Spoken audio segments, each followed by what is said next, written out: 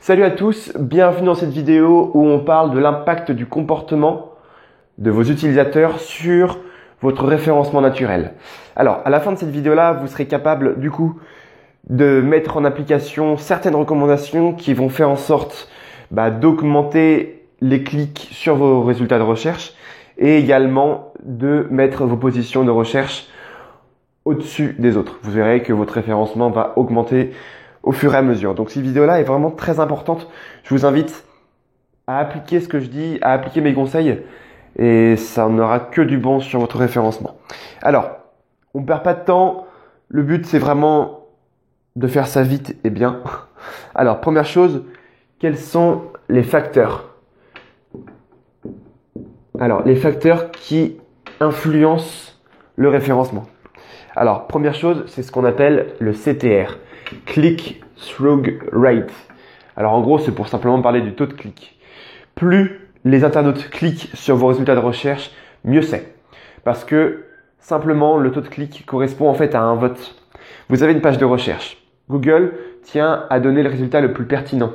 Si les gens cliquent principalement sur votre résultat de recherche, c'est que c'est lui qui doit être au-dessus des autres.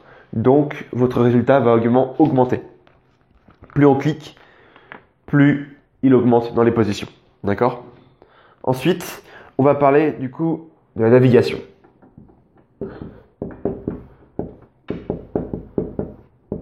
Il y a deux points là-dedans.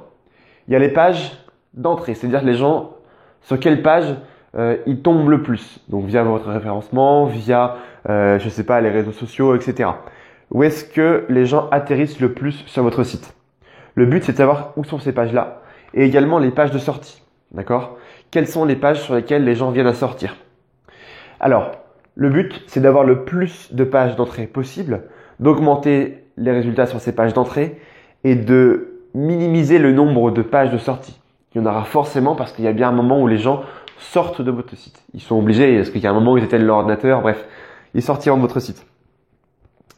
Ça permet de savoir, alors d'avoir une donnée en fait sur le temps passé sur votre site.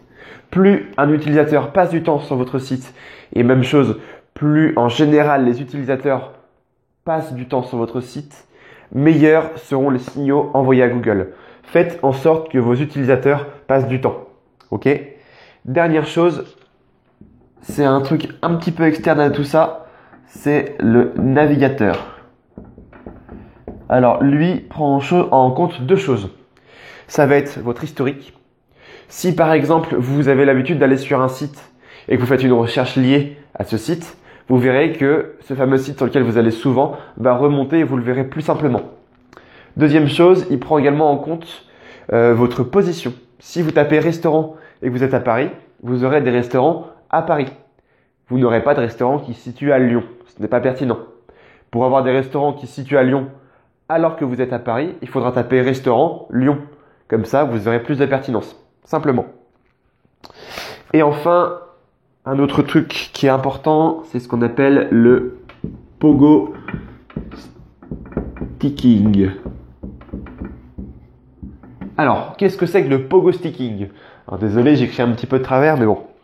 Le pogo sticking, c'est simplement le fait que les gens sautent de résultat en résultat. En gros, un utilisateur va cliquer sur le premier résultat. Ça ne lui plaît pas. Il revient en arrière, il utilise la petite flèche de retour sur le navigateur. Il essaie un deuxième résultat, ça ne lui plaît toujours pas. Il revient à nouveau en arrière. Il réessaye un troisième résultat, etc. C'est le fait de sauter de résultat en résultat. Ça, c'est le pogo sticking. Si vous pouvez réduire cet effet-là, c'est top. D'accord? Maintenant, on va directement voir comment corriger le tir. Ok? Alors, première chose à faire, ça va être augmenter le taux de clic. On va travailler à nouveau sur le CTR. Pour ça, première étape, c'est d'améliorer, donc oui, effectivement le CTR, mais d'abord de localiser les pages qui ont un faible taux de clic. Et c'est ces pages-là sur lesquelles on va travailler. Pour ça, je vous invite, première étape, c'est donc localiser. Hop là, alors. Localiser les pages donc, qui ont un faible CTR. Pour ça, on se rend sur Google Search Console. Une fois que ça c'est fait, on va aller sur la petite barre de côté là. On va cliquer sur trafic de recherche et ensuite analyse de la recherche. Donc là, vous allez avoir donc l'ensemble des clics qui sont faits sur les moteurs de recherche, donc notamment celui de Google. Vous allez cliquer sur, alors vous allez avoir deux barres en fait comme ça, hop, une barre ici et une plus petite barre ici. Là, vous allez avoir 4 cases à cocher. Les 4, vous avez clic, impression, CTR et position. Ce sont des choses qui se répercuteront ici là. Vous allez voir dans le graphique, en dessous le graphique pardon. Et ici, vous allez cliquer sur page. D'accord? Là, vous allez voir les pages et leur taux de clic associé. De là, vous pouvez repérer ceux qui ont un taux de clic normaux et ceux qui ne l'ont pas. Sachez que les premiers résultats ont environ 30%, les deuxièmes environ 15% et le troisième est environ 10%, etc. Vous avez d'autres positions avec d'autres taux de clic. Vous pouvez les trouver sur Internet si vous tapez le taux de clic selon le positionnement. Vous avez des graphiques qui vous donnent ça, des études sont faites, ça vous permet de comparer vos résultats. Vous pouvez espérer avoir donc un taux de clic qui corresponde au graphique. Si ce n'est pas le cas, c'est que c'est sûrement ces pages-là qu'il faut corriger. Ensuite, ce qu'on va faire, c'est que on va améliorer.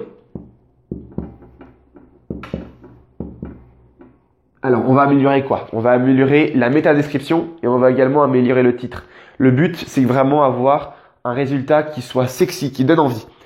Donc pour ça, j'ai 2 articles ou 2 vidéos que je mettrai en description qui vous aideront. Le problème, c'est que chacune de ces améliorations-là a un article qui lui est dédié, que j'ai fait il y a un petit moment.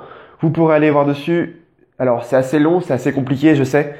Mais vraiment, il y a des résultats qui sont impressionnants derrière si vous travaillez bien là-dessus. Troisième petite chose, hop, on va travailler avec ce qu'on appelle les rich snippets. Alors, qu'est-ce que c'est? Ça veut dire simplement les extraits enrichis. On va travailler notamment avec comment ça? Alors, avec les cuisines, voilà, c'est le mot que je cherchais. Alors, tout ce qui est recettes de cuisine, vous verrez, vous avez souvent un résultat avec un titre, une petite image, vous avez la métadescription. On a souvent des étoiles aussi, pour dire voilà, on note ça 5 sur 5. Et ça, c'est souvent ce qu'on a pour un résultat de recherche. C'est souvent comme ça que ça se passe. Donc, le but, c'est de travailler avec ces petites images-là, de mettre des avis, d'embellir votre résultat de recherche. Plus il est embelli, mieux c'est. Même chose, vous avez ce qu'on appelle les featured snippets. Alors, les featured snippets, c'est ce qu'on appelle la position 0.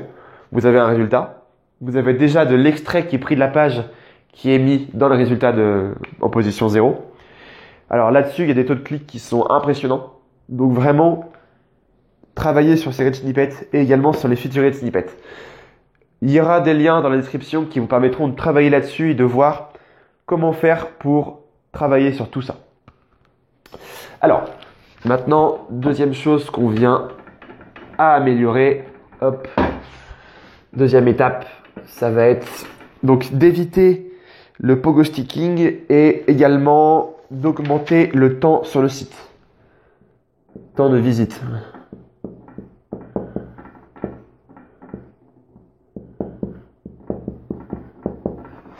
Alors, pour ça, en 1, première chose à faire, c'est augmenter le temps de chargement.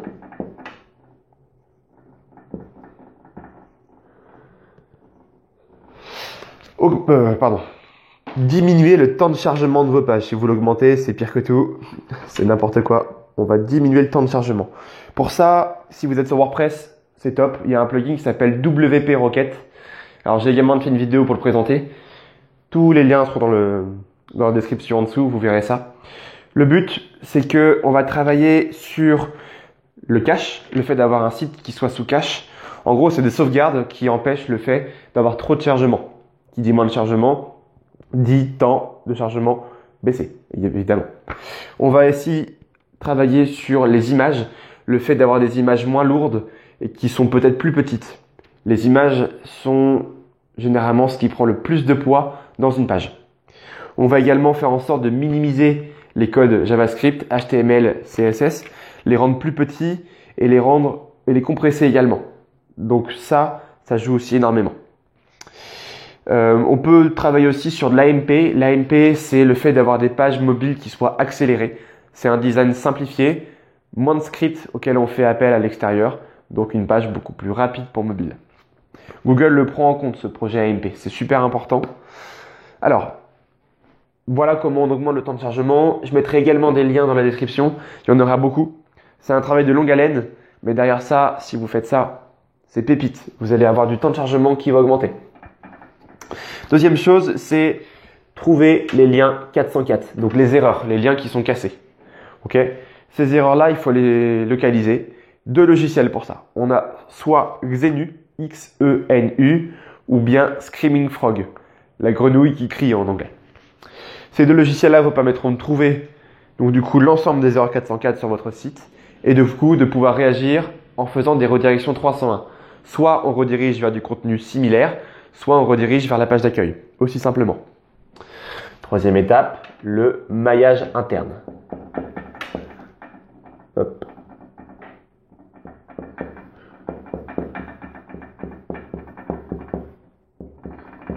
Alors, le maillage interne, c'est quoi? C'est simplement le fait de lier vos pages les unes entre les autres. Donc, pour travailler ça, pensez à faire des liens vers du contenu similaire. Si vous avez un site assez généraliste, ne faites pas de lien vers les fraises et vos fraises, vous les liez à de la mécanique automobile. Restez en rapport, d'accord? Faites en sorte d'avoir un rapport entre les pages que vous liez. Vous pouvez très bien faire un lien vers votre page contact parce que vous proposez un service. Donc, le but, c'est qu'on vous appelle. Par exemple, là, il y a de l'intérêt.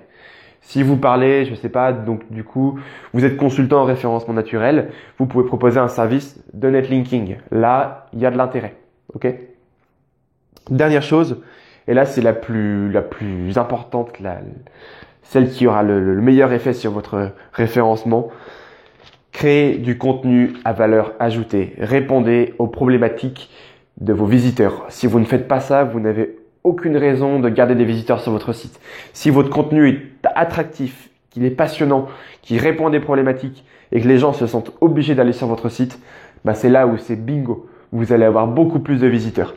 Faites du contenu de qualité. C'est vraiment primordial, le contenu de qualité. Je le répète, je crois que dans toutes mes vidéos, je parle de contenu de qualité. Faites-en, travaillez-le et voyez ce que vos visiteurs attendent. C'est vraiment super important. Du coup, on a terminé avec cette vidéo-là. N'hésitez pas à venir cliquer sur le premier lien dans la description. Ça vous donnera accès à 1 heure de formation sur le référencement naturel. Ça vous aidera à compléter cette stratégie-là et à mettre quelque chose qui va vous permettre d'arriver dans les premières positions de Google. On n'a pas de bons résultats sans travail. Voilà, simplement. J'espère que ça vous a plu. On se revoit bientôt pour une prochaine vidéo. Salut!